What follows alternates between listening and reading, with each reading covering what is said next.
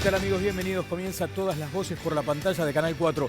La pantalla del debate el jueves a las 9. Ustedes ya lo saben, pero lo queremos recordar porque es precisamente en este ámbito de Todas las Voces que se genera este intercambio entre Óscar Andrade y Ernesto Talvi el próximo jueves a las 9 de la noche en esta pantalla, en la pantalla del debate. Habrá debate hoy también sobre políticas sociales. ¿Qué es lo más preciado que tiene una persona en altísima vulnerabilidad, en situación de calle?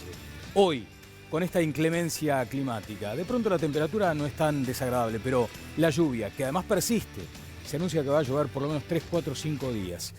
¿Qué es lo más preciado? Y probablemente ese colchón, o los cartones que lo cubren, o esa bolsa de nylon que suele ser el único elemento impermeable. Bueno, imagínense en estas circunstancias, esta gente, ¿cómo la pasa en estos días? Allí hay una discusión necesaria, un debate necesario sobre las políticas, el diseño de las políticas sociales. Conrado, ¿no te interpela a vos, por ejemplo, como integrante de la sociedad cuando ves estas imágenes en la calle? Todos los días. Es un tema que le pega en el corazón y en la vista de todos los uruguayos, y es una de las pruebas palmarias del desastre absoluto de las políticas sociales de este Para gobierno. vos, esto habla de un desastre absoluto, la prueba de un fracaso. El fracaso, yo tengo un solo número y no quiero dar más números. El ministerio se inauguró con una ley de marzo del año 2005, con 242 funcionarios. Memoria anual del Ministerio de Desarrollo Social. Eso era el 2005, 242. Al cierre del 2018, el ministerio tiene la friolera de 1.725. Vamos a ir sobre ese número, 1.725 funcionarios. 1.625. Multiplicó por 7 la cantidad de funcionarios y por 30 la cantidad de gente en la calle. Y a pesar de eso, un fracaso en la política. Gabriel, ¿qué le parece?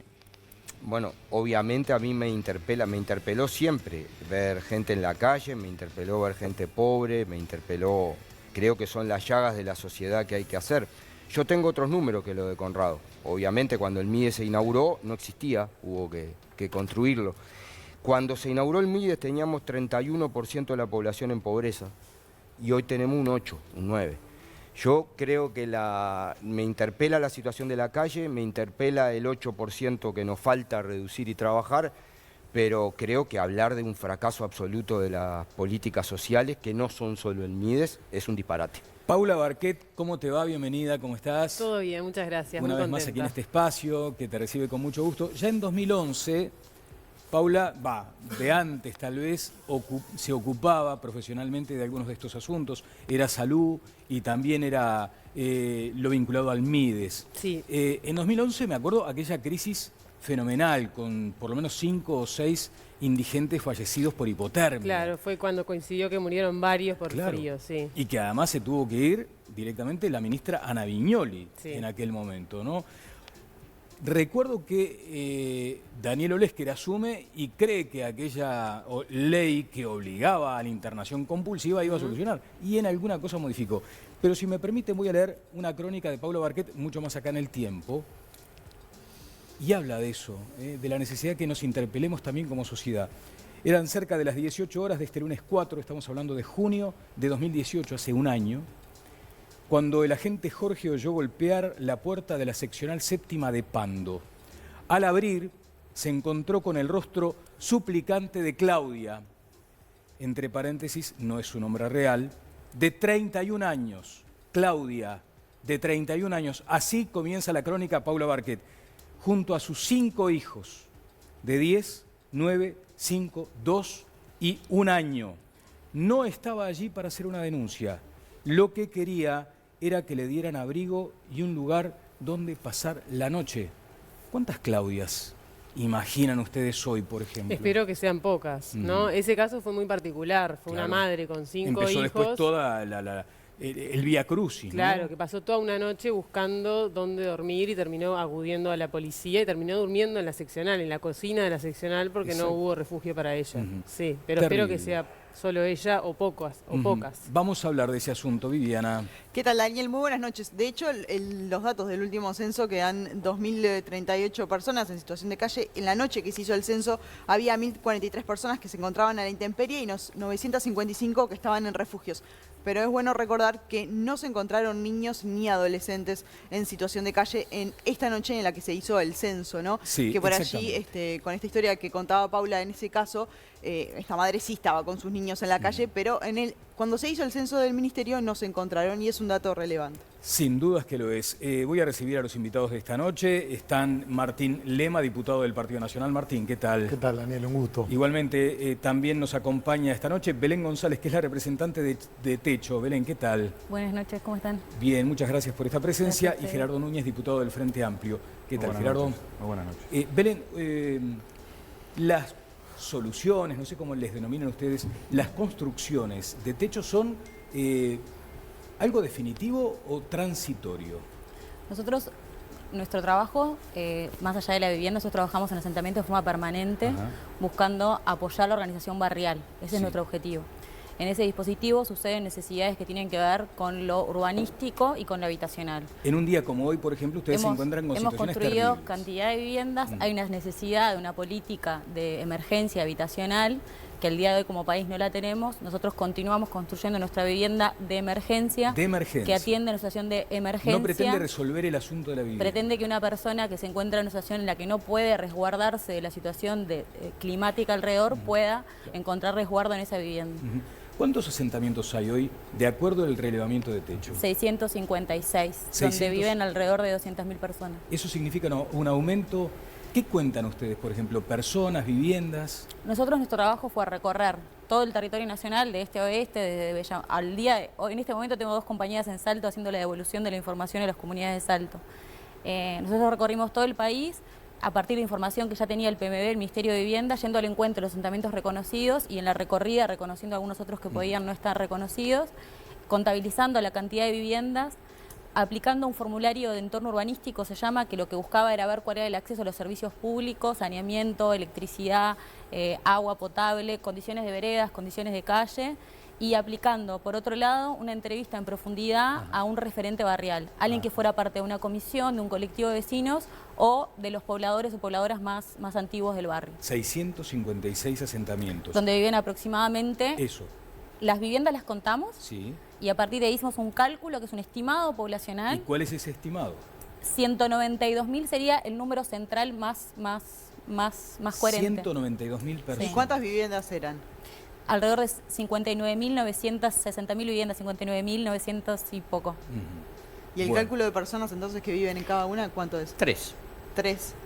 Hicimos un proceso de estadístico, pedimos muchas recomendaciones. Eso es lo que, a ver, el Censo Nacional de Población y Vivienda siempre determina el número de integrantes por hogar. Claro. Están en las cuadros. El desastre del gobierno del Frente incluyó que no lograron hacer censo. Entonces la cifra del 2011 tiene problemas, pero... personas, ¿no? 190.000 más. Es un estimado, pero va de un recorrido de 182.000 a 219. Nosotros hablamos de 190.000, 200.000, siendo conservadores, que en realidad... Belén, y estar en esa frontera, por ejemplo, hoy vamos a hablar de la gente en la situación de eso que estamos viendo, gente en situación de calle, ahí es terrible. Pero la frontera es muy delgada entre esta gente y la otra. Exacto, yo no he excedido como el informe completo de la gente en situación de calle como para ver si tenemos la posibilidad de generar como cruces, digamos. Algún cruce de información. Probablemente muchas de estas personas en algún momento transitaron por un asentamiento informal o provienen de un asentamiento informal. Pero es un estimado. Fracasó la política social del gobierno del Frente Amplio, me lo va a responder el diputado Lema y luego naturalmente Gerardo Núñez, pero quiero saludar a Jimena Savaris, que también ya está con nosotros desde temprano. Hay mucha y muy intensa actividad en las redes sociales de todas las voces. Tenemos además nuestra pregunta planteada.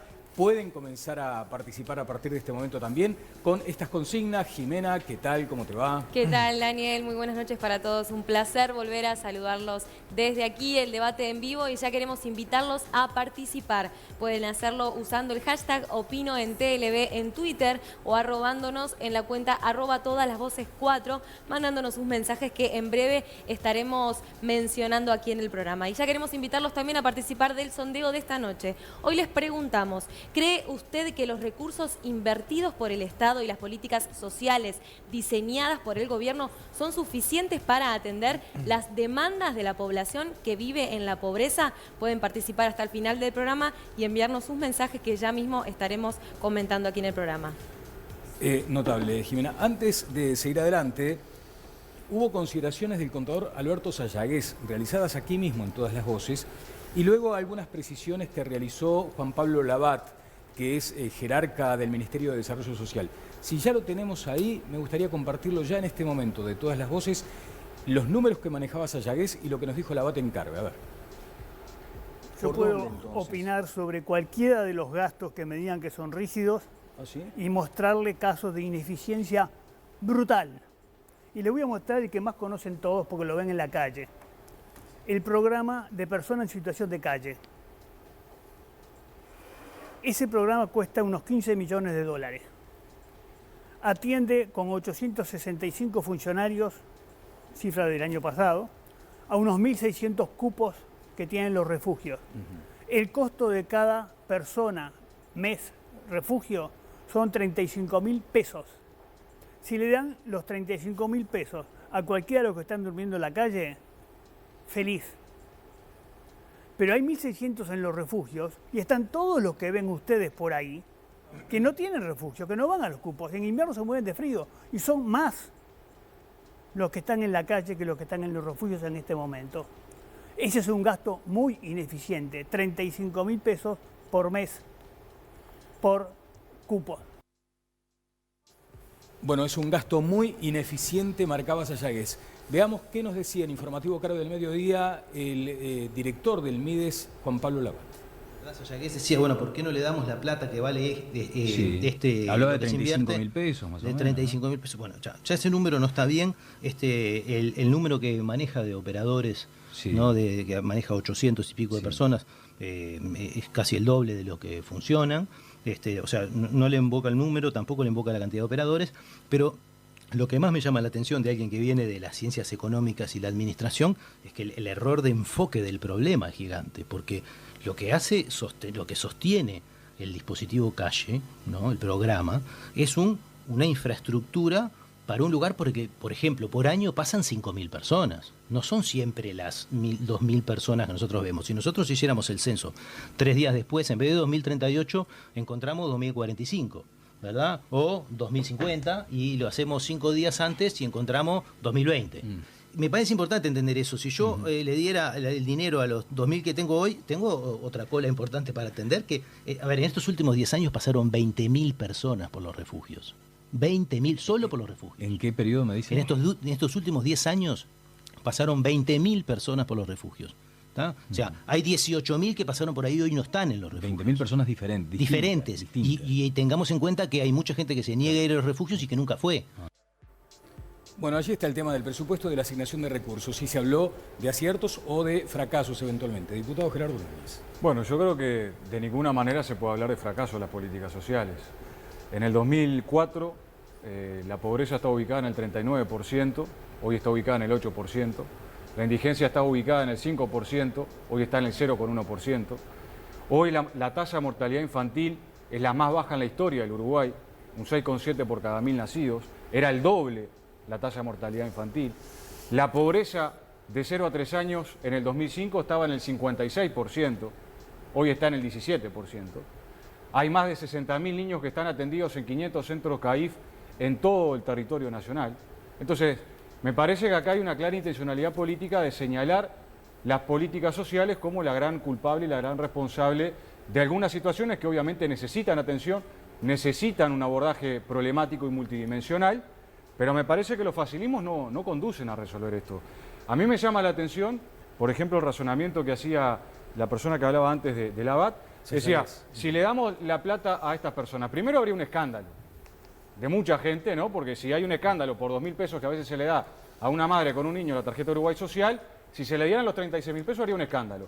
Pero además es no entender la problemática justamente de muchas de las personas que están en situación de calle, que muchas de ellas tienen problemas de convivencia, tienen problemas, digamos, habitacionales que no se resuelven, y no es solamente darle la plata y ponerlos en un lugar. Hay que generar dispositivos de atención, de seguimiento, para ir construyendo autonomías. Martín Lema, diputado.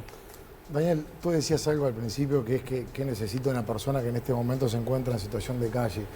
Yo creo que lo que necesita principalmente va más en lo interior que en lo exterior. Precisa afecto, precisa amor, precisa que lo estén acompañando, precisa que le den un norte para que le den la inyección de energía necesaria para querer salir adelante. Yo creo que hoy por hoy la concepción es netamente materialista. El gobierno se cree que simplemente asignando recursos las cosas cambian. Y los recursos, si no se le pone empeño, si no se le pone voluntad, si no se le pone dedicación, y esa mala gestión termina repercutiendo en estos malos resultados. Esto fue advertido por informes, por ejemplo, de Auditoría Interna de la Nación. Cuando una persona está en situación de calle y se logra retirar ocasionalmente, esa persona por alguna razón termina en situación de calle. Entonces hay que atender las causas. A veces son problemas de salud mental, a veces son problemas de adicciones. El fracaso está que se creen que asignando recursos, porque hay un montón de burócratas detrás de los escritorios, las cosas cambian, y las cosas no cambian de esa forma. Falta dedicación, falta estar mucho más arriba de los controles. Hay informes que también, una de las cosas que se detectan, que se contratan organizaciones, no se le define marco de actuación y no se le controla en forma superviniente. Y también los casos de amiguismo que hay dentro del gobierno, del Frente Amplio, repercuten directamente en la persona en situación de calle. Te voy a poner un ejemplo. Se han dado la gestión de ciertos refugios por una afinidad política para que experimenten con los más vulnerables en casos concretos de situación de calle. Esto te estoy haciendo referencia a la declaración de un titular de una ONG que querían poner una radio comunitaria de izquierda y el MIDES lo llamó para que gestionen un refugio y a través de la gestión del refugio puedan poner una radio comunitaria de izquierda. Claramente ahí el norte, la dirección que hay que dar para que la política social sea óptima, evidentemente que es equivocado. Y también hay una forma infantil, cargada de demagogia, de tratar estos temas por parte de los principales actores del Frente Amplio. La carta de Daniel Martínez, la carta mediática de Daniel Martínez al presidente de la República, habla de una falta de seriedad y consideración del tema muy importante. Vamos a ir a ese punto. ¿Cruzan información con el MIDES desde Techo, por ejemplo? Principalmente con el Ministerio de Vivienda, Ajá. porque nosotros estamos enfocados en temas de vivienda y temas habitacionales. ¿Y no les llega demanda del MIDES, por ejemplo, por la acción que ustedes Sí, nos desarrollan? llegan muchas demandas, principalmente gente, personas, familias en situación de vulnerabilidad extrema que necesitan, por alguna cuestión familiar o algo, solucionar el tema habitacional. ¿Se está tomando, Gabriel, este asunto de tan alta sensibilidad con un cometido político electoral? Bueno, en la campaña electoral todo se toma con cometido político electoral, ¿no? Pero creo que había... temas. Sí, claramente. Yo creo que sí ha habido un ataque importante al tema de las políticas sociales concentrado, centralizado. Vamos a ser claros, la pregunta del que haces tú en el programa hoy, que hacía Jimena, la respuesta es no. No alcanzan los recursos que se destinan, no alcanzan, claramente. Yo creo que uno de los problemas que tienen las sociedades en general, en esto, para decir en esta segunda intervención y ser corto, es uno de los problemas grandes que tiene la humanidad, la desigualdad. Es uno de los problemas que limita el desarrollo y que cuestiona las posibilidades de desarrollo. En ese marco de los problemas que tiene la humanidad, que podríamos dar muchos datos, pero no creo que sea de aburrir con cifras a la teleaudiencia, Uruguay ha construido con un sistema de políticas sociales, mantenido el menor grado de desigualdad de América Latina, y el desafío es, eso fue con crecimiento económico importante, ahora con el lentecimiento. Termino con una reflexión. Abordemos los problemas más dramáticos. Claramente hay un problema habitacional, claramente todavía no logramos resolver los temas de la pobreza en definitiva, pero yo lo que digo es lo siguiente. Cuando hablamos de política social, la principal política social de los gobiernos del Frente Amplio fue el trabajo y el salario. Lo que sacó más gente de la pobreza fue el trabajo y el salario. Fue 15 años de crecimiento sostenido del salario, de las jubilaciones, de las asignaciones familiares. En el ingreso de los hogares pobres, el 46% de esos ingresos tiene que ver con el trabajo. No tiene que ver con las transferencias, hay un mito sobre eso. La principal política social, la de mayor, y por eso es un mito también lo del asistencialismo. O sea, en realidad, lo principal que se ha hecho es el trabajo y el salario. Y además hay un sistema enorme que tiene que ver con la tarjeta Uruguay Social, con el sistema de cuidado. Se precisa amor. Bueno, se ha construido el sistema de cuidado que está trabajando ahora con 79.000 niños y 4.605 personas en dependencia severa. Mira, entonces, Gabriel, tengo una placa acá que de pronto después la podemos considerar y que en alguna forma, no digo que cuestione lo que acabas de afirmar, pero... No, sí cuestiona, yo discrepo radicalmente con Mujica. ¿Discrepás con Mujica? Totalmente. Ya me contás por qué. Decías, Conrado, y además me están pidiendo la palabra los invitados. A ver, primera cosa, es la tendencia natural que tiene en los análisis, los planteos, tanto el del diputado Núñez como el de Gabriel, de que el mundo empezó con ellos. Durante los años 85 en adelante, a raíz del retorno democrático y de las políticas que a partir de ese momento se implementaron, la pobreza comenzó a descender. Efectivamente, al comienzo del año 84 la pobreza estaba en el entorno del 43%, llegó al entorno del 36% cuando llegó el gobierno del doctor Lacalle, y cuando el gobierno del doctor Lacalle le entregó la presidencia al doctor Sanguinetti, la pobreza estaba en el 19%, es decir, había bajado a la mitad, estrictamente a la mitad. ¿Teníamos Ministerio de Desarrollo Social? No, no teníamos Ministerio de Desarrollo Social, pero sí teníamos algunos instrumentos. El primer día que se reunió el Consejo de Ministros se constituyó lo que se llamó el FICE, el Programa de Inversión Social de Emergencia, Fondo de Inversión Social de Emergencia. No había recursos presupuestales, no había nada. El presupuesto, por supuesto, era 30% más chico que el que tiene ahora este dispendioso gobierno que tenemos que aguantar. Y sin embargo, se implementó con la cooperación de organismos internacionales el programa de las Naciones Unidas y las embajadas de naciones amigas en el Uruguay. No bien se terminó ese programa de emergencia, que fue por un periodo de 8 meses, precisamente para sacar gente de la calle, que eran alrededor de 400 personas, ahora tienen 2.000.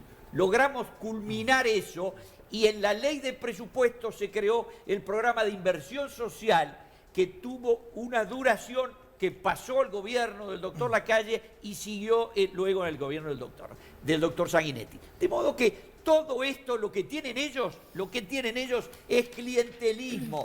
242 empleados que ahora son 1.600 claro. Y además hay 2.000 más de subcontratados de amigotes, que es lo que dice el diputado Lema. Yo discrepo obviamente totalmente con lo que dice Conrado. Obviamente el Uruguay no empezó en el 2005.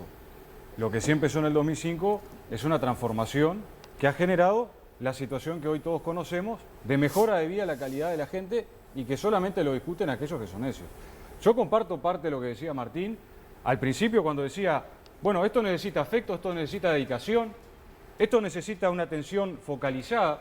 Ahora, empecemos por casa, porque yo creo que cuando el diputado Lema hace referencia a que no se trabaja de esa manera y con esa dedicación, particularmente la población de calle, tiene una particularidad con los problemas de adicción y de salud mental. El diputado Martín Lema integra la Comisión de Adicciones y ha tenido un 33% de inasistencia, por ejemplo. Entonces, si hablamos...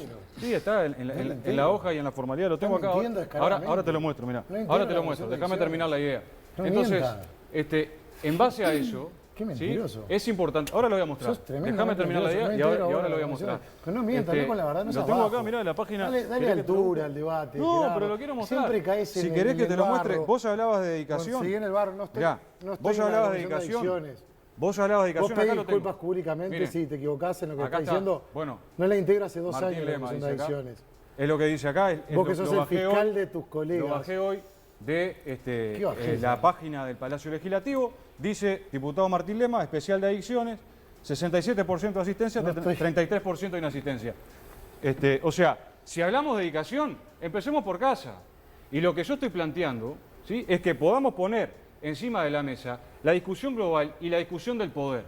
Porque acá lo que estamos discutiendo es una parte, el asunto que son las políticas sociales.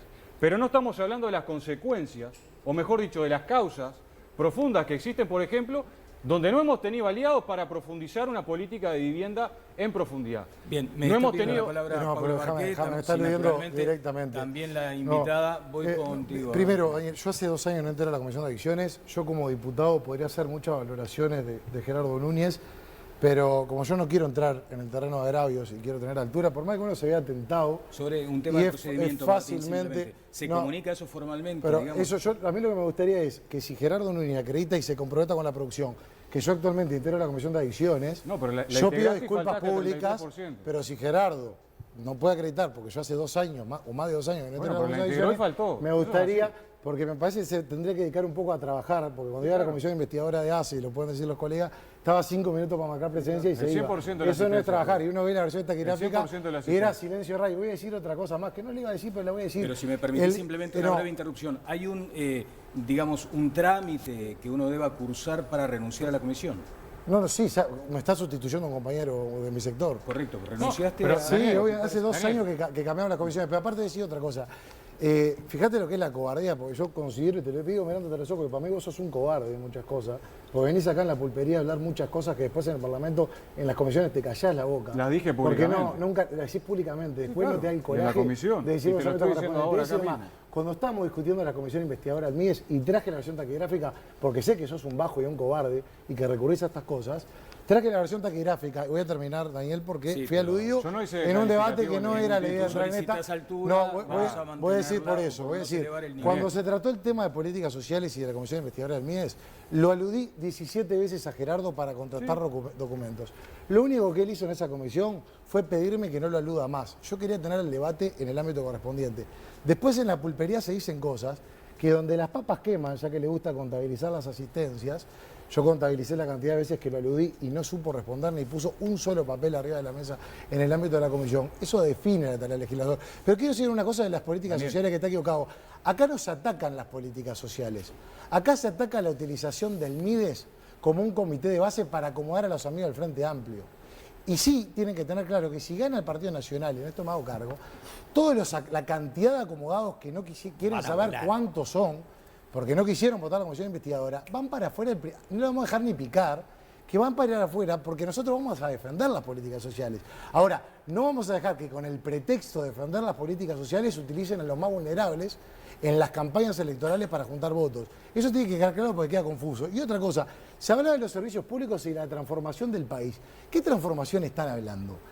Años ininterrumpidos de bonanza económica, más inseguridad. Años ininterrumpidos de bonanza económica, peor educación. Años ininterrumpidos de bonanza económica, más asentamientos.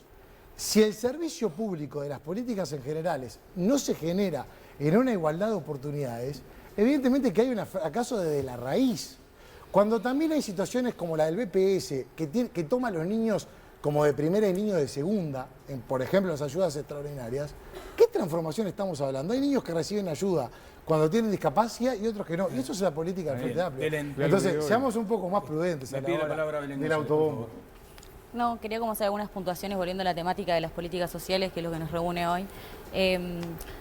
Un poco separar también la conversación entre políticas sociales y MIDES, ¿no? Porque el MIDES es un ministerio, en realidad creo que las políticas principales que hemos tenido como país, que lo que buscan es generar estrategias de equidad en este país para las personas, tienen que ver con una educación pública, con una salud universalizada. Las políticas sociales no se depositan en un ministerio, principalmente porque esto se habla de, y creo que la discusión que tendríamos que estar teniendo tiene que ver con cuál es la siguiente generación de políticas que necesita nuestro país.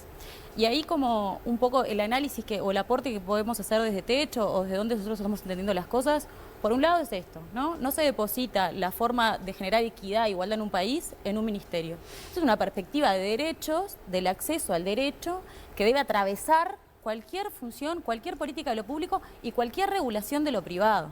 Esto no tiene que ver solamente con las políticas que impulsamos, sino con cómo regulamos el mercado del trabajo, el mercado del suelo, distintos mercados. Hubo intentos en ese sentido, pero en el camino fueron quedando coordinaciones que estaban casi acordadas y sin embargo después se frustraban.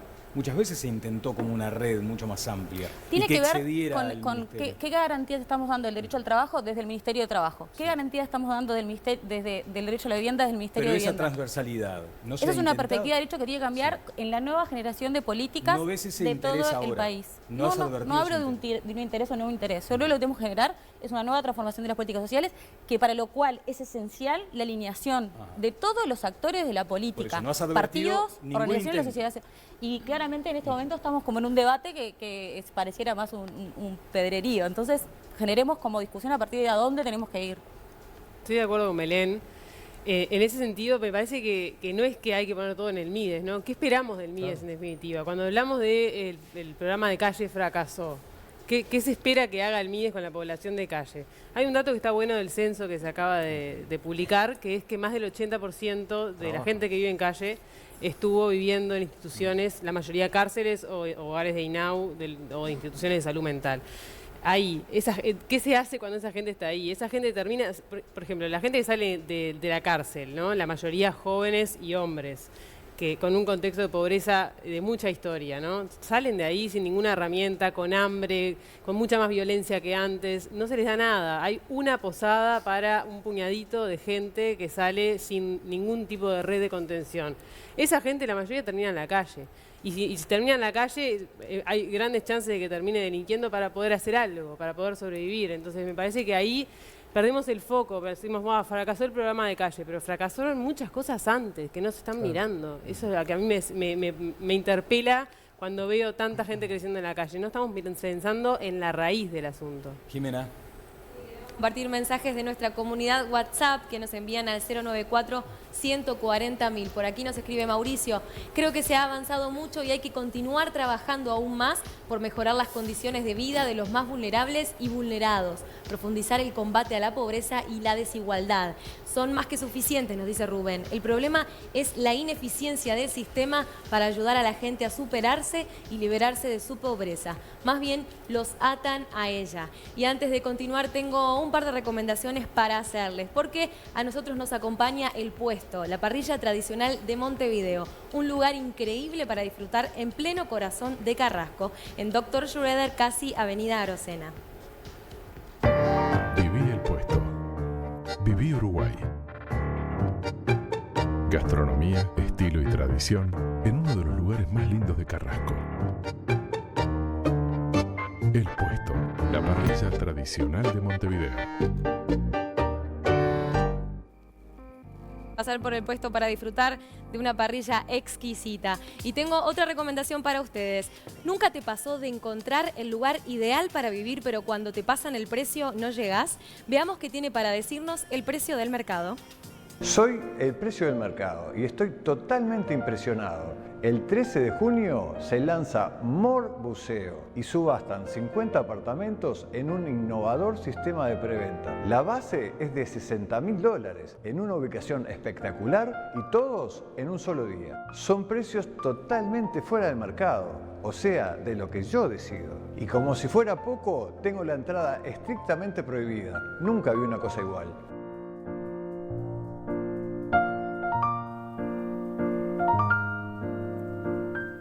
Así que no te pierdas esta oportunidad única. Comprá un apartamento en Pozo en una torre espectacular y a un precio increíble. La subasta preventa de More Buceo solamente el 13 de junio. Visita los apartamentos modelo en Rivera 4237, esquina Solano López, y agéndate a la subasta en subasta.more.com.uy o al 0800 8911. Es de Proyecto Altius Group. Bien, casi 18,5% creció el número de personas en situación de calle. Esto es apenas, como suele decirse, la punta de un iceberg que nos remite a hablar de las políticas sociales, del diseño de las políticas sociales y de consideraciones políticas referidas a este asunto. Hoy les mostrábamos esta placa, lo que dijo el presidente de mandato cumplido, José Mujica: hay que afinar más las políticas sociales, tal vez menos asistencialismo y mucho más promoción de la gente joven. Y con esto discrepaba Gabriel Mazarovich. Sí, esas mismas expresiones de Mujica tienen que ver también, estaban consideradas también con el tema de la seguridad, y yo creo que tiene que ver con lo que decía Paula y Belén. O sea, tenemos que hacer una discusión, por eso yo decía lo de las políticas sociales. La principal política social, vuelvo a reiterar, fue el tema del empleo y del salario. Eso es lo que sacó a más gente de la pobreza. Y discutía, me miraba el diputado Lema con todo derecho para plantearme de qué hablo. Bueno, hablo de eso. ¿Es cierto que hay problema en la educación? Sí. También es cierto que nunca hubo tantos estudiantes en la historia del Uruguay. Hay 1 millón de estudiantes. Que duplicó la matrícula a la UTU, que cuadruplicó las ofertas terciarias, que en el interior del país antes entraban 400 gurises por año del interior a la universidad y hoy entran 4.000. Entonces hay todo un conjunto de impactos que ha bajado eso. Yo me escuchaba con mucha atención a Connie, que conoce mucho, y es muy llamativo que él hable que lo de la calle fue un éxito con crecimiento económico y llegó a 19 y que esto es un fracaso y lo llevó a 9, ¿no? Es una comparación muy extraña. Bueno. Y en cuanto al clientelismo, Daniel, yo sé que si gana el Partido Nacional, yo entiendo todo y me parece bien que quieran ganar. Ahora, en el gobierno anterior, en la campaña anterior, la calle prometió disolver el MIDES y transformarlo en Ministerio de la Familia. Después dijo que lo iba a llevar a Casaballe, después le aclaramos que en Casaballe oficina del MIDES y de todo, con el programa de Cuenca de Casaballe hay hace rato cosas. Y si hay un problema de clientelismo, yo qué sé, mira, el 80% de los ingresos a dedo, sin concurso en el Estado, es en las intendencias que dirigen el Partido Nacional y el Partido Colorado. Y en una intendencia blanca, que vos tenés más influencia que yo para llegarle, la de Cerro Largo, acabaron de despedir gente porque se pasó de una lista a otra. Dejaron de apoyar al intendente y se fueron a la lista de Sartori. Entonces, ojalá no, si ganan, que espero que no apliquen esos criterios para el país, porque sería terrible, ¿no? Y yo creo que hay en el MIDES no solo en el MIDES, en la educación pública, en la salud pública, que antes de la reforma de la salud, en los hospitales públicos, yo soy usuario de ACE, en los hospitales públicos era 3 veces la mortalidad infantil con respecto a la salud privada. Ahora el Hospital Pereira Rosell es hospital de referencia.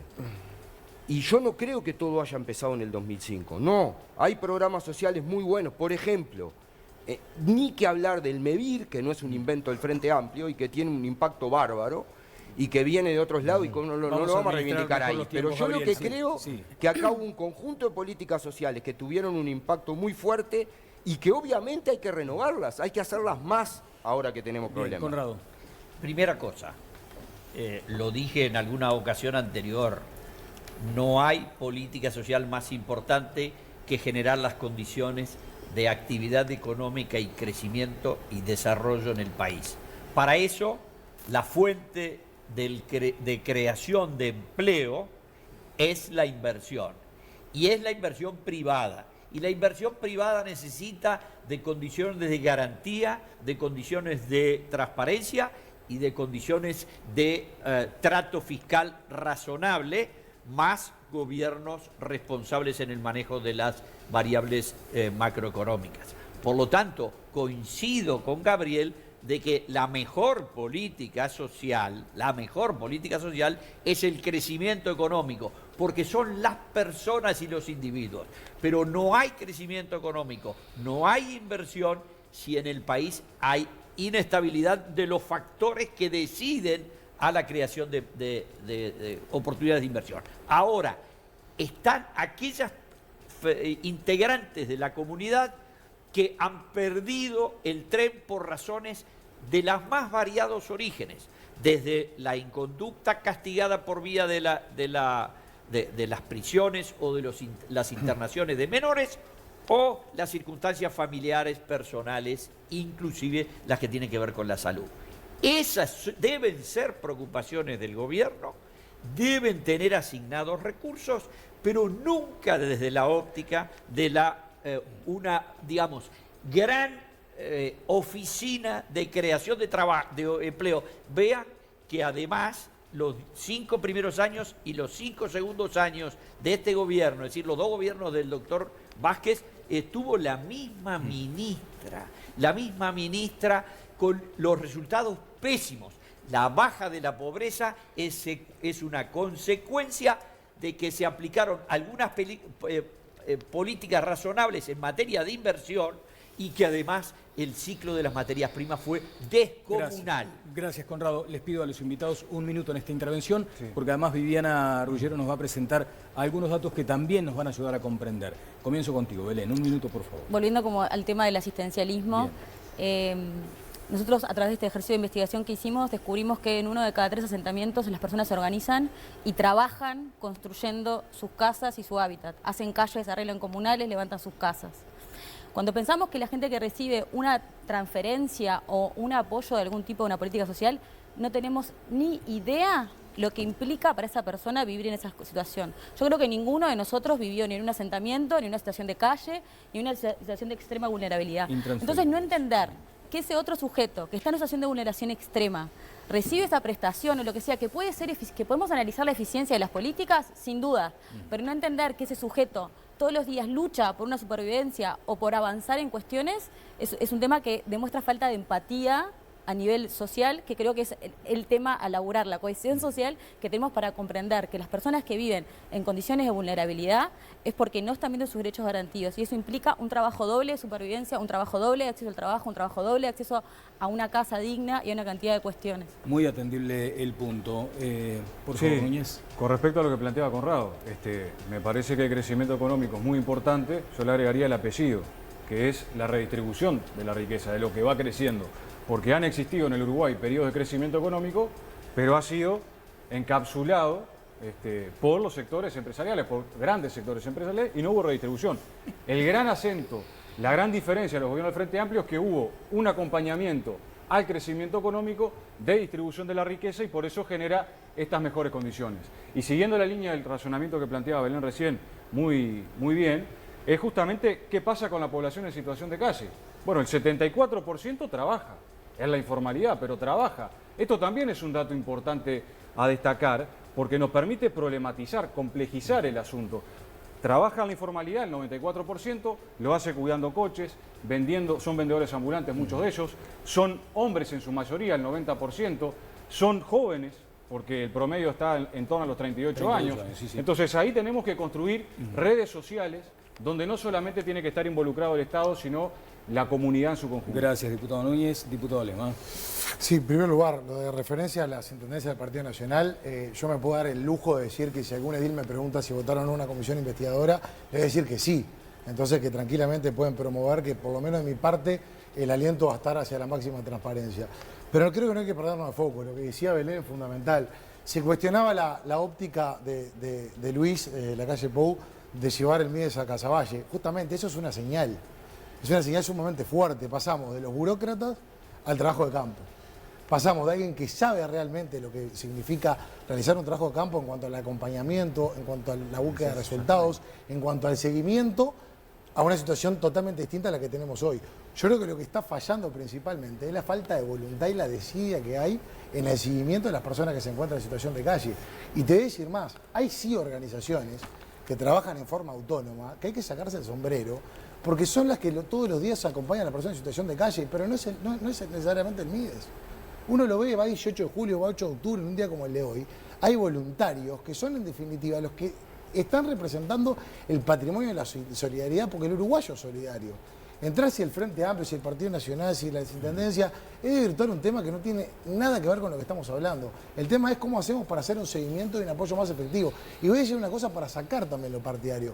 Cuando yo digo que se está atendiendo mal a las personas en situación de calle, me baso en informes objetivos de Auditoría Interna de la Nación del año 2016 que van en la línea del incremento de las más de 300 personas que hace poco conocimos que están en situación de calle. ¿Sabés qué contestó el Mides al informe de Auditoría Interna de la Nación que decía que no hay controles, que no hay transparencia en las contrataciones, que no se hace seguimiento de las organizaciones de la sociedad civil? ¿Sabés lo que contestó el Mides? No, decime. No contestó nada.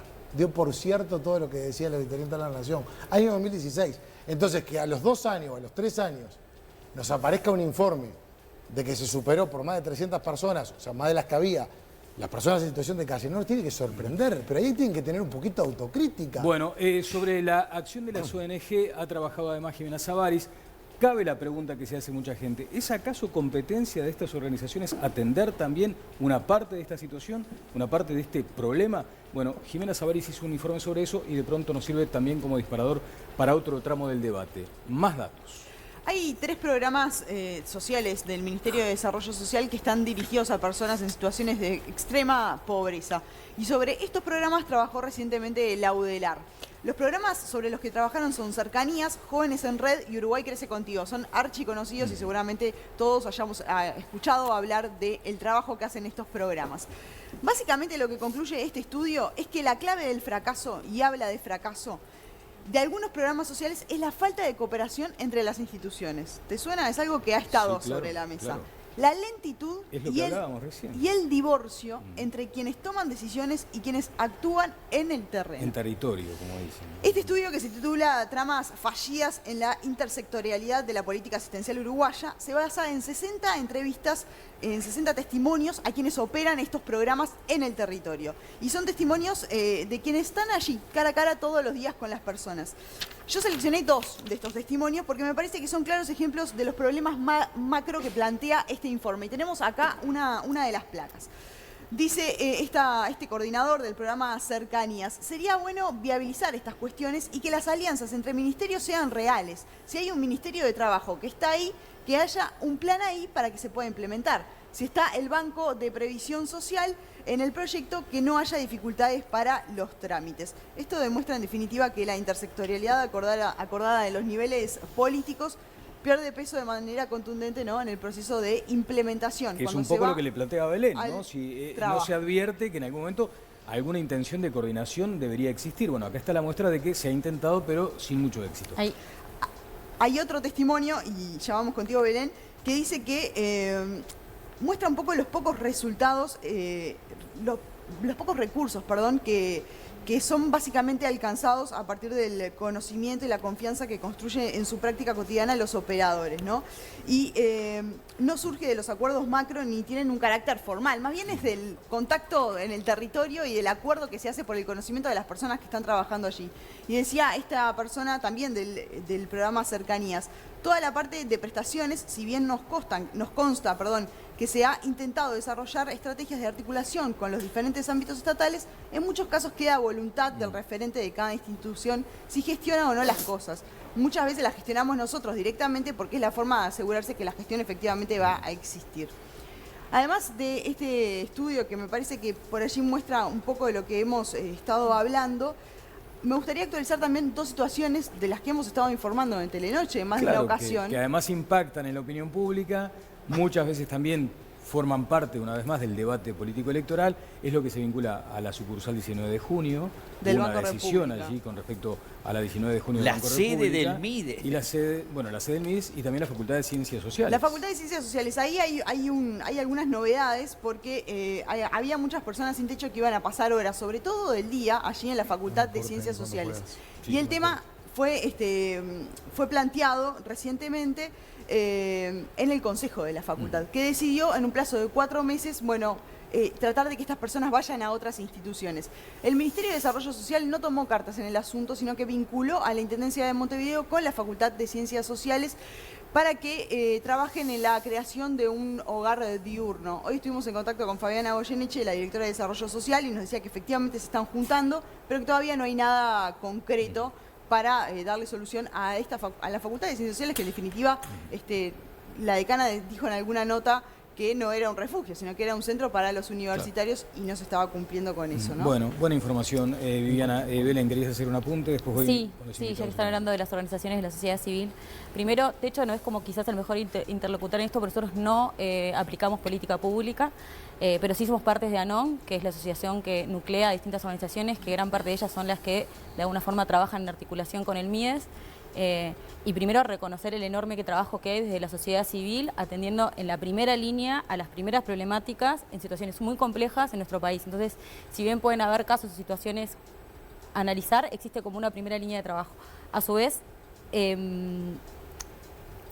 creo que es importante como puntualizar esto. Estamos hablando de cómo se diseñan las políticas y cómo se ejecutan. Hay una visión que tenemos como país jerarquizada de la política, de cómo se tienen que dar las políticas, que justamente esa es una de las cuestiones que tenemos que derribar en esta nueva generación de políticas que tenemos que crear. No podemos pensar las políticas de un lugar de diseño. Cambiar lo vertical por lo horizontal o algo similar. Hay que diseñar en la pluralidad. Nosotros, una de las cuestiones que marcamos con el informe de asentamientos es en los asentamientos, en los territorios, en los municipios, en los barrios, la gente gestiona de alguna forma soluciones para esos barrios. Pero esa coparticipación no hace más dificultoso y, digamos, la tarea casi la hace se volvería sostenible. Ingobernable. La hace sostenible. No estar en asamblea permanente no eso es como se corre ese diseña. Eso es como se diseña, pero justamente si los que están en la primera línea también son, no solo la política pública, pero también son las organizaciones de sociedad civil, también son los vecinos y las vecinas y las personas que están en esa línea. ¿Por qué no participamos en el diseño de esa política? Y en definitiva son los que terminan arreglando, ¿no? Y es lo que hay muchos sobre esta temática sociológicamente hay muchísimos estudios. El tema es si seguimos diseñando propuestas. Y esto no estoy hablando, yo sé que esta discusión está tensionada en un momento importante de coyuntura electoral, pero esto no tiene que ver con un gobierno ni con una visión de un partido político. Esto es así en Latinoamérica y hay que generar cambio. Está bien ese punto. Tengo el informe que preparó también, hablando con una ONG, Jimena Sabaris, pero me pedía la palabra Paula. Medio minuto, Paula. Dos cositas. Una, yo quiero poner foco en lo difícil que es atender la situación de calle, ¿no? Algo decía la ministra Arismendi el otro día cuando salían las cifras, esto pasa en todo el mundo y sonaba excusa, pero es cierto que pasa en todo el mundo, hasta en las ciudades con más poderío se ve gente en la calle. Y lo otro, que obviamente excede al Estado y en ese sentido las organizaciones sociales son muy importantes, pero también la comunidad del barrio. Y yo quería contar muy brevemente el caso de un cuidacoche de unos 35 años que trabaja en la cuadra del diario El País, donde trabajo yo. Lo conocemos todos, hace mucho tiempo que está ahí, realmente una relación de confianza. Él dice que como él estuvo preso no consigue trabajo y así está en ese círculo de cuidando autos pero sacando justo para la pensión y toda esa historia. Finalmente, después de haber generado lazos de confianza con la gente que trabaja y que vive ahí en el centro, él junta una plata, se pone en contacto con una hermana que vivía en el interior, le dan plata para el pasaje, lo ayudan con comida, le consiguen un celular, todo gente del barrio, yo lo vi desde muy cerquita. Pero la historia no tiene final feliz, porque él se va, viaja hasta allá, está un mes con suerte y de repente lo volvemos a ver al chino en la cuadra, en la esquina del diario, cuidando autos de vuelta. ¿Y qué pasó? Y no te sabe decir qué pasó, pero falló. O sea que otra vez está en la calle, otra vez está cuidando autos y ese círculo que es difícil de cortar. Sí, es cierto. Jimena.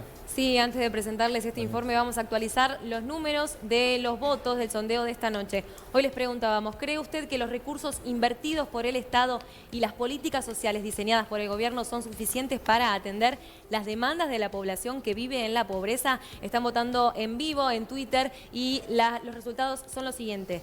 25% dice que sí, un 67% dice que no son suficientes y no sabe responder un 8%. Hasta ahora vamos recibiendo 1.781 votos. Y ahora sí, Daniel, vamos a presentar este informe con una de las representantes de Algo por Alguien, una de las tantas agrupaciones que trabaja en nuestra ciudad colaborando, alimentando a personas que viven en situación de calle.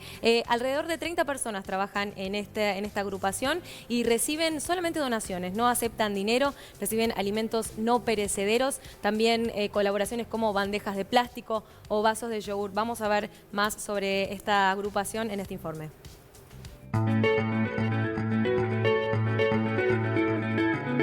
Contanos, Patricia, sobre el trabajo que hacen ustedes todas las semanas. Nosotros lo que hacemos es darle un plato de comida, un oído para escuchar, un abrazo y ropa y todo lo que se pueda a la gente que está en situación de calle. ¿Cómo reciben esa ayuda a la gente que ya conocen hace varios años, no? Y ellos te la reciben bárbaro, con un abrazo, una sonrisa. Cuando no vas te preguntan por qué no vas y alegres y felices y te esperan. Te esperan, es impresionante. ¿Por qué muchas veces no quieren arrimarse a los refugios, a los centros de atención? ¿Ellos les cuentan por qué deciden, en algunos casos, quedarse en la calle? Bueno, mira, el tema de los refugios, ellos lo que dicen es como que ahí se roban, ahí los maltratan. Si tú venís de un problema, que te pongan en un cuarto con 2 mamás más y 10 niños que no se conocen, me parece que es más violento. Ojo, es una solución, no digo que no, peor es que no hubiera nada. Es como a ellos en la calle. meterlos en una casa con 15 cuchetas, las cuales nadie se conoce, que se tienen que estar cuidando, porque ellos siempre están a la defensiva. Ellos no saben quién es el otro y siempre el otro te va a atacar, inclusive uno mismo, ¿no? ¿Cómo pueden colaborar aquellos que estén mirando ahora el programa? Nosotros lo único que recibimos son alimentos no perecederos, ropa, no se recibe dinero, ¿tá? Y se pueden contactar en la página del Facebook, Algo por Alguien, ¿tá? Ahí están los teléfonos de las administradoras, de las personas que hace más años que estamos.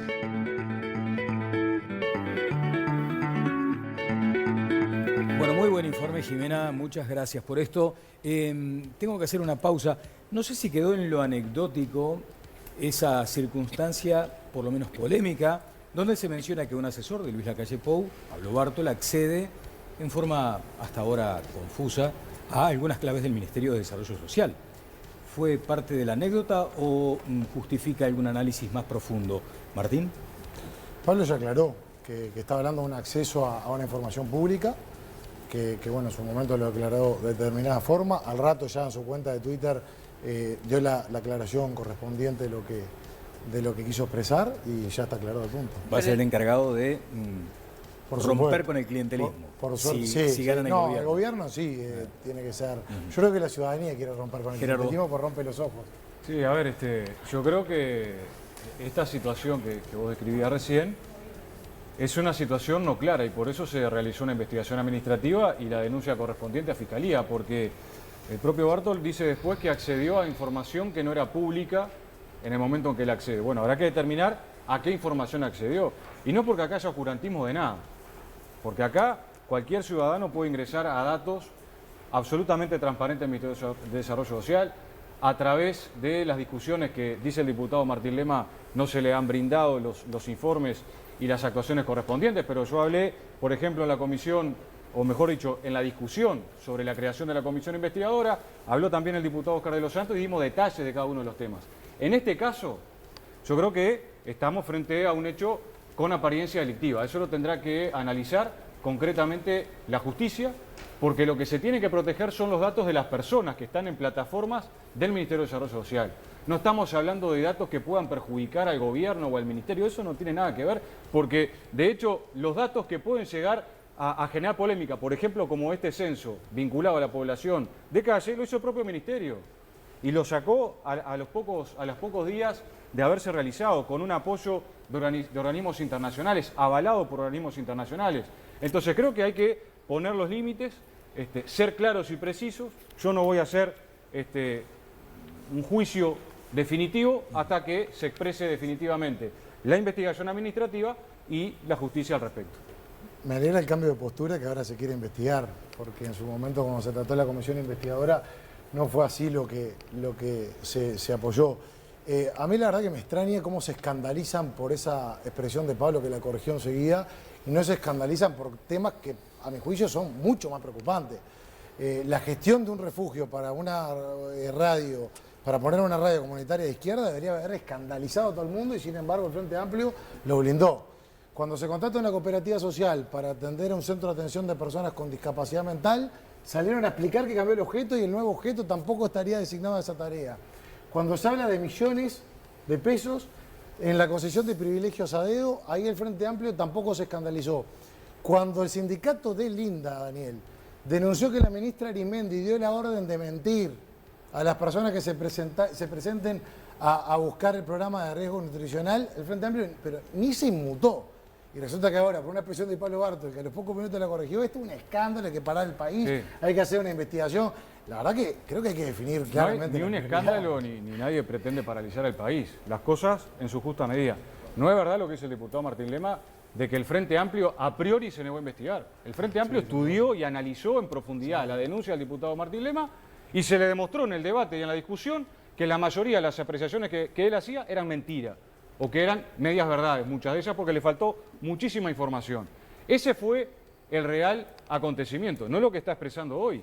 Y nosotros además lo desafiamos al diputado Martín Lema, que él dice que yo no hablé en la discusión parlamentaria.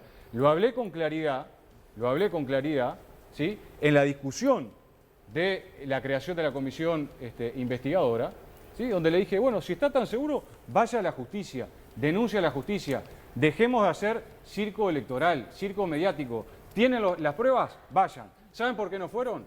Porque va a correr la misma suerte que el diputado suplente del Partido Nacional, abogado del Partido Nacional, Durán, ¿no?, que hizo una denuncia en crimen organizado sobre el supuesto pago a dedo de los boletos en el Mides. Fue este abogado, el fiscal Pacheco analizó y terminó archivando esta denuncia. Me pide la palabra Belén. ¿Qué querés mostrar acá? No, primero, para que sea un debate tiene que haber dos. Y en la comisión, Gerardo ni habló, simplemente pido que no lo aludan. Pero una cosa es decir mentiroso y otra cosa es acreditar que uno es mentiroso. Yo no integro la comisión de adicciones de febrero de 2017, acá está la prueba, Daniel. Te pido que lo ponga. Déjame aclararlo, de febrero de Daniel. 2017 y te digo más, y te digo más, y te digo más. Te digo más, porque yo voy a mostrar acá que sos un mentiroso. A ver, ¿dónde lo puedo mostrar? Ahí, acá? yo no integro y la pueden corroborar desde febrero de 2017, hace 2 años y medio, y vos te molestaste en un programa que se trata algo de tanta sensibilidad de hacerme de fiscal a mí. Sos el Julio César Gar de los parlamentarios. Claro. Sos el comentarista, Daniel. el comentarista de los parlamentarios. Te encargaste, en vez de preocuparte en vez de situación de calle, en vez de preocuparte de la auditoría interna de la Nación, en vez de preocuparte por ver por qué hay más de 300 personas nuevas en situación de calle, te preocupaste por analizarme a mí en una comisión que ni siquiera estás saltando, ni siquiera estás informado, que no le integra hace 2 años y medio. Daniel, a ver, las cosas objetivas. Yo entiendo que el diputado Martín Lema se ponga... Yo entiendo que el diputado Martín Lema se ponga nervioso, porque obviamente queda interpelado por esta situación. Yo dije que el diputado Martín Lema integró la comisión de especial de adicciones. Acá está. Miren, esto está oficial, está colgado en la página del Parlamento. Esto es así. ¿Está en la página del Parlamento? Sí, está en la página del Parlamento. Miren, acá está la fecha 10 del 6 del 2019, es donde dice fecha 15 del 2 del 2015 hasta 10 de junio del 2019. Esto fue así. Y él no lo está negando, porque él dice, yo integré la comisión de adicciones. Y lo que yo estoy diciendo es que él la integró y faltó el 33%, tuvo 33% de inasistencia. Entonces, tanto que él convocaba a que haya dedicación, a que haya amor, a que haya cariño y haya compromiso, bueno, yo le pido al diputado Martín Lema que la tenga él. Belén. Gracias. No, cuando dijiste circo, levanté la mano urgente porque dije, acá tengo el pie. No puedo creer ante la temática que estamos hablando que, no, pero de parte de los dos, que estén en esta discusión. O sea, estamos hablando de las políticas sociales del país. Si nos importa, discutamos de las políticas sociales de nuestro país y dejemos de estar como en esta... Están discutiendo cada uno sobre cuestiones que no estés en el espacio. Tampoco podemos ser jueces de las acciones de los demás. Si a mí se me dicen cosas que considero que son injustas, nadie va a dar clase de moral acá. No, pero el respeto a la temática. Yo lo único que digo es que de entrada él no dijo que yo no le entré hace 2 años y medio, me gusta hacer variar la verdad y si en su momento no nos pongamos a hablar ni yo le pregunto, ¿faltaste el 33% o no? ¿Faltaste o no? Sí, Gabriel. Vos sos el Julio César. No, pero te digo, ¿faltaste o no? Gabriel. No, igual no pude hacer mi aporte. No, pero está bien, quería hacer el aporte, Belén. Sí, claro, que no pudo. Luego de la pausa, pero contame ahora. Bien, yo quiero concentrarme en las políticas sociales, etcétera, y decirle a Martín, o sea, a ver, yo estoy debatiendo contigo sobre problemas de concepción de políticas sociales y todos, te planteé lo de las intendencias blancas porque el que habló de un club de clientelismo y que ibas a destinar el clientelismo fuiste tú, no fui yo. Y el que te pusiste en fiscal del MIDES, del Frente Amplio, de Salud Pública y de todo fuiste tú, no yo. Entonces, que el MIDES es un club de clientelismo es mentira. No, eso sí. ¿Tá? Es mentira. Que es ineficiencia, todo lo que... Porque a mí lo que me parece que es terrible, Martín, sinceramente, es que es cierto que hay un esfuerzo brutal de la sociedad civil, enorme, enorme. ¿Tá? Por ejemplo, se están construyendo siempre ahora, en la cuenca del Casaballe, hay 4 planes trabajándose en Montevideo, el plan GOES, plan Cuenca Casaballe. Plan GOES, que algún día deberíamos hablar, ¿no? Porque la zona de GOES era terrible, eran los tumanes, que mantenían sitiado a todo un barrio entero.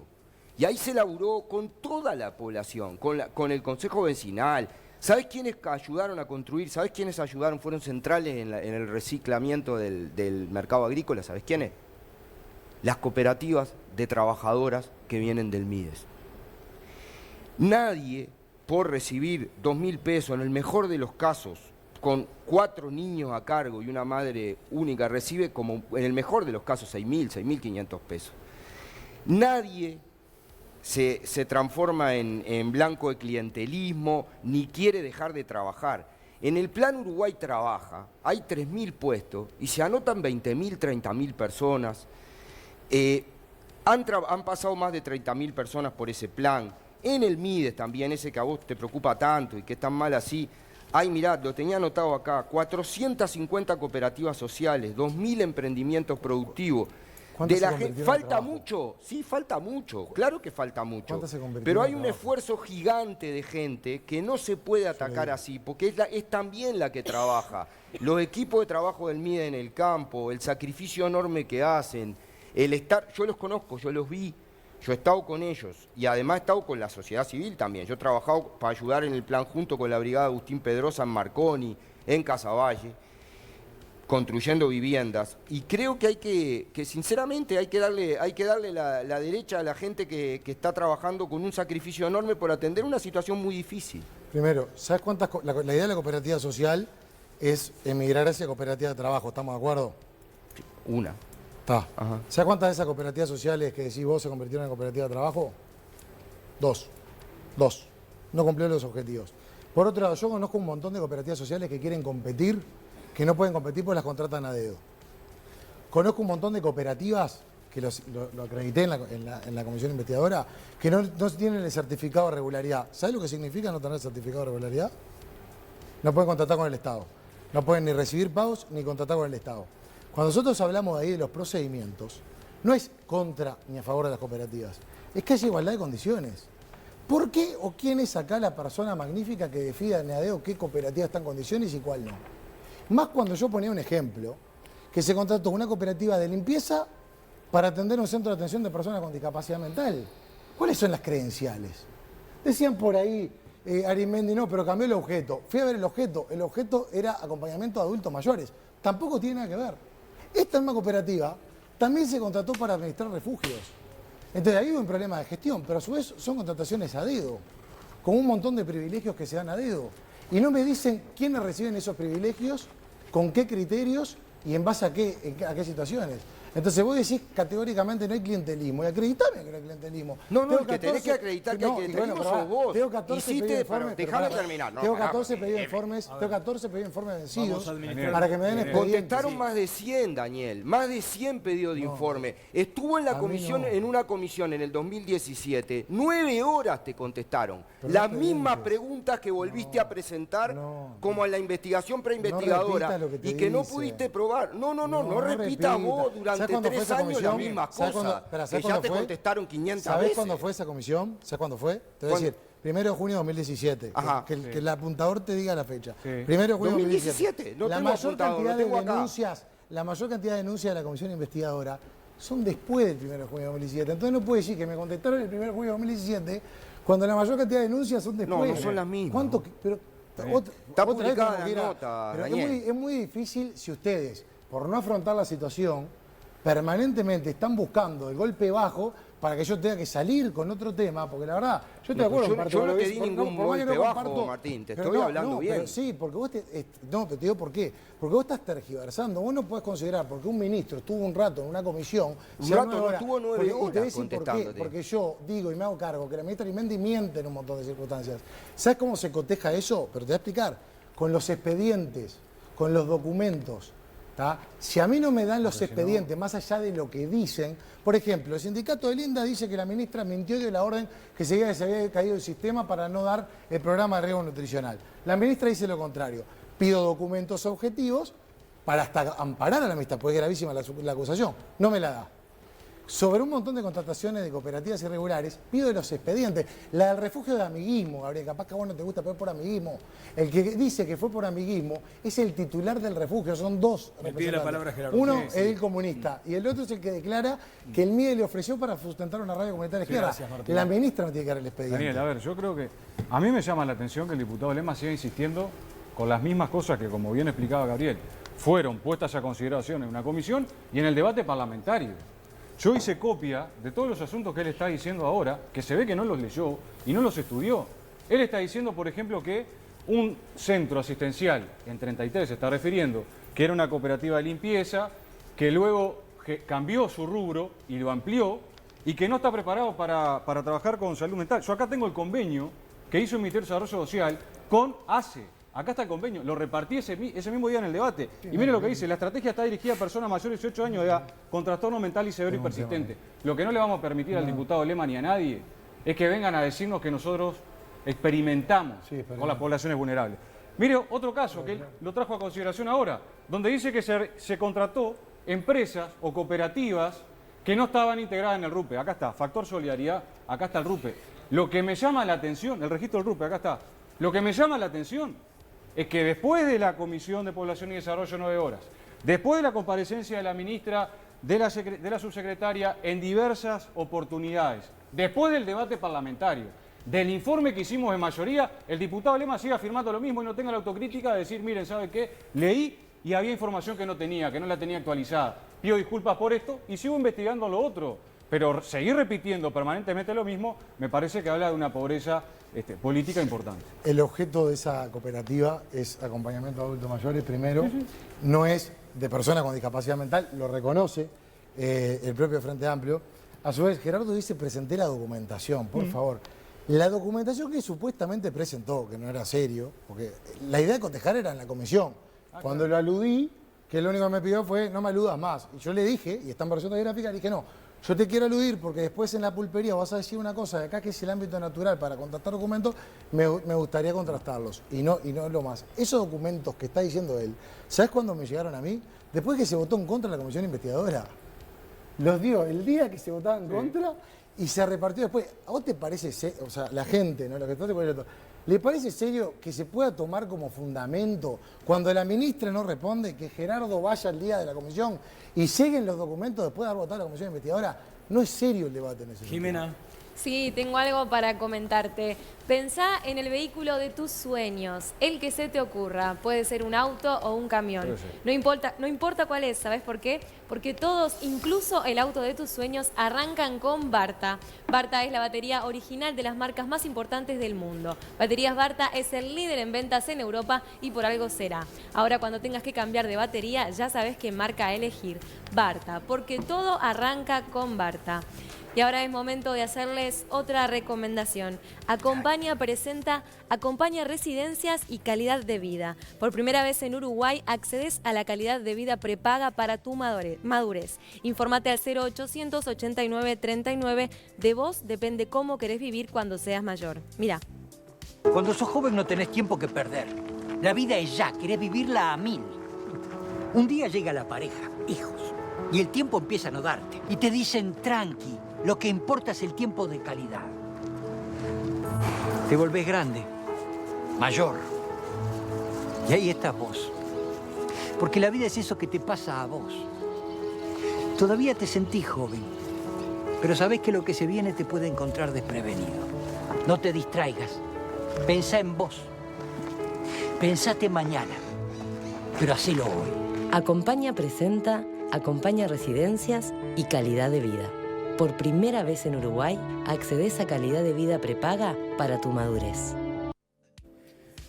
Bueno, me tengo que ir a una pausa. Me estás recibiendo mensajes del apuntador, decís, Gabriel. No, que para aclarar que no era apuntador, que no hay ningún delito tampoco, que todos los mensajes que estoy recibiendo acá son consultas sobre el debate del jueves, nada sobre lo que teníamos para acá.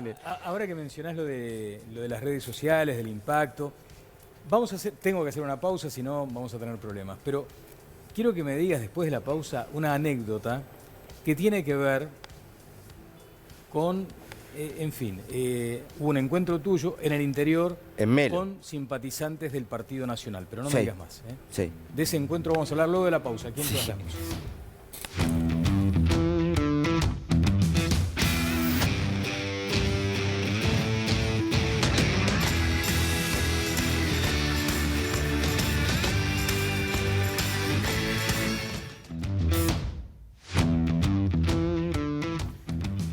Bueno, seguimos adelante en Todas las Voces. Arden los celulares, arde el debate.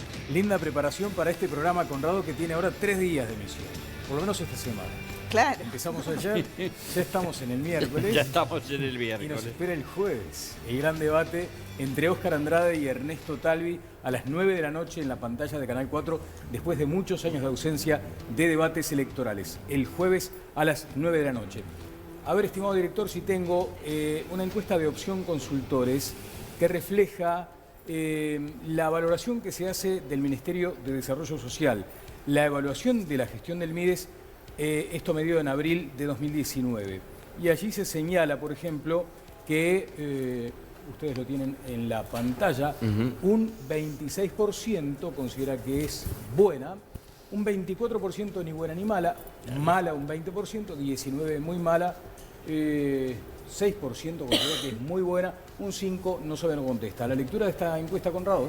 No, que evidentemente no es de los que tiene la peor imagen, pero igual, obviamente, digamos, si uno mira entre buena y muy buena tiene 32 y entre mala y muy mala tiene 39. Esa metodología de mirar los extremos que se estila en los análisis de opinión pública nos dice que hay una leve tendencia de la opinión pública a considerarla, digamos, con un saldo negativo por diferencia entre unos y otros. Bueno, no, obviamente no hay un juicio de esos categóricos 60 a 20. ¿no? Claro.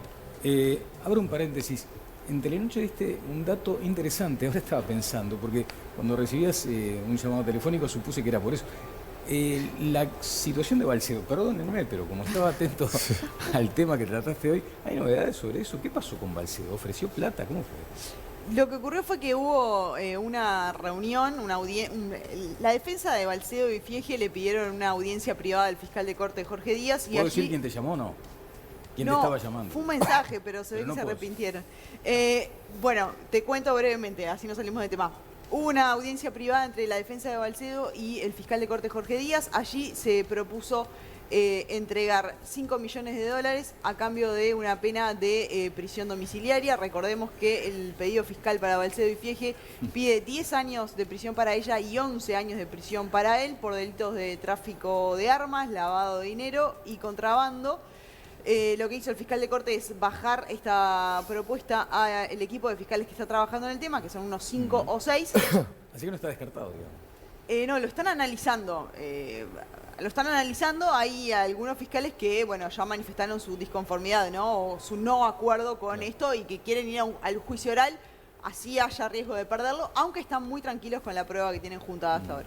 Bueno, aquí está. Podemos invitarlos en cualquier momento, ¿no? Si podemos ir nosotros al Gran Chaparral porque ellos no pueden salir. Por ahora. Desde ya. Pero, bueno, podés decirle a la persona esa que te está llamando, a ver si nos acepta la visita. El aporte, Belén. No, en realidad quería como seguir el relato que había hecho Paula de la situación del cuidacoche con el que trabaja fuera del país. Que ese tipo de relatos demuestran la importancia de lo que tiene que ver con vivir de forma integrada, ¿no? Que Paula pueda construir su imagen de ese cuidacoche y quizás de otros a partir de esa experiencia, o que cualquiera construya la experiencia de ese otro a partir de una convivencia, es importante. En ese sentido, las políticas sociales tenían que tener una perspectiva territorial, que vayan en contra de la segregación. Lo que estamos viendo en las principales ciudades del país, Montevideo para empezar, es una segregación donde la población que tiene menos recursos termina yendo a la frontera de la ciudad y los que tenemos más recursos quedamos en la centralidad de la ciudad. Eso genera... Esto no es una problemática para las personas que están solo en la periferia, esto es una problemática social. ¿Y eso se ha acentuado? Por lo menos ustedes lo advierten. Eso es una tendencia que se viene acentuando en toda Latinoamérica, en Uruguay también, en las ciudades de Uruguay también. O sea, cada vez la Hay varias cuestiones que tienen que ver con las políticas que son ineficientes para garantizar que las personas continúen en el marco del derecho a la ciudad, en el marco de la ciudad. Hay regulaciones del mercado que faltan como para controlar eso. Y eso lo que implica son riesgos enormes, no solo la situación que viven las personas que viven en estas situaciones vulnerables es tremenda, pero sí para la cohesión social. Ese relato que Pablo construye en esa relación con ese cuidacoche, lo puede construir porque convive con esa persona. En Uruguay hay una medición de OPP que va mostrando que en el 96 el 12% de los uruguayos pensaban que el que era pobre era porque quería y porque era flojo. Esa medición hoy está en el 45%. ¿Qué riesgos implican esto para comprender? El 12% de la población en el 96, en 1996, pensaba que las personas que se encontraban en situación de pobreza era porque querían. Hoy es el 45% de la población. En el 2011 es el 45% de la población, que fue la última vez que hizo esta medición. Las políticas sociales tienen el objetivo no solo de garantizar los derechos de las personas que viven vulneradas esos derechos, pero garantizar la cohesión social, la convivencia, el el entramado social que nos hace todos compartiendo esta sociedad, esta comunidad que es los que vivimos en este territorio. Entonces, no solo mirarlo desde la perspectiva de la necesidad urgente que está pasando esa persona que necesita una asistencia, sino también como un riesgo social enorme en la medida que no tendamos la discusión sobre las políticas sociales. Núñez. Sí, yo creo que hay un componente fundamental que Belén decía respecto a cómo generar políticas estructurales para mantener las personas en el territorio, para la construcción de tejido social y comunitario. Yo decía hoy al principio, el Frente Amplio tiene gobierno pero no hay poder. Hay lógicas del gran sector inmobiliario en nuestro país que han generado expulsiones durante muchos años de las personas de los espacios donde vivía. Hay una rotación casi permanente, sobre todo de las personas que alquilan. Que los poderes fácticos le torcieron el brazo al Frente Amplio. Y porque ahí, por ejemplo, tenemos una ley que viene, un decreto de ley de la dictadura, que es la que no permite regular el precio de los alquileres, por ejemplo, medidas que se han hecho en Nueva York, en Berlín, en París, en donde lo que se hace es promover que la persona pueda seguir alquilando en el barrio donde, cría a sus hijos, donde crió sus hijos, incluso donde nació esa persona, porque eso va generando territorialidad. Y lo que han encontrado los grandes sectores inmobiliarios es justamente una forma de generar movilidad permanente en la ciudad, ¿no? Expulsar hacia las periferias y por lo tanto extender las ciudades, que es un gran negocio porque quienes construyen las ciudades justamente son esas grandes corporaciones. Entonces acá hay un derecho bien interesante del derecho a la ciudad versus al derecho corporativo de los grandes grupos económicos. Daría para otro. ¿Qué otras corporaciones gobiernan por encima del Frente Amplio? Los grupos económicos. Los grandes grupos económicos definen en nuestro país. El gobierno muchos hoy de los está en manos de esos grupos económicos y no del Frente Amplio. No es que el gobierno, sino la sociedad. O sea, nosotros tenemos una sociedad gobernada por el Frente Amplio, pero tenemos poderosos grupos económicos que inciden. El poder lo tienen esos grupos. Y no reconocer eso me parece que sería ilógico. En estas últimas horas, permitime decir esto, el ejemplo de la OIT y el ingreso de Uruguay a una lista de países que, se le llama lista negra, pero que en realidad va a meritar un estudio de lo que es la legislación laboral, el derecho a la sindicalización, el derecho a la negociación colectiva, es parte de eso. Son sectores muy poderosos que lo que están intentando es recortar derechos de los trabajadores y las trabadoras en nuestro país. Muchas gracias a vos, Daniel. Martín. Algunos comentarios.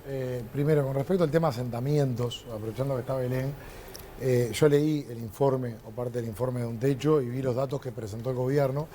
Más allá de la cantidad de asentamientos que ha crecido, a mí lo que más me preocupa son las condiciones que viven los uruguayos en esos asentamientos. El informe de Techo habla de las dificultades en el acceso a servicios básicos, las dificultades en el acceso a agua potable, todo lo que se genera en torno a lo social, que yo creo que eso, porque lo del asentamiento puede ser gráfico, hay terrenos que son recuperables y otros no, pero muchos de ellos estaban en zonas inundables y yo creo que eso representa una adversidad mayor para los que habitan, no solamente en cuanto a lo social, en cuanto a los servicios, sino también del punto sanitario, del punto de vista sanitario.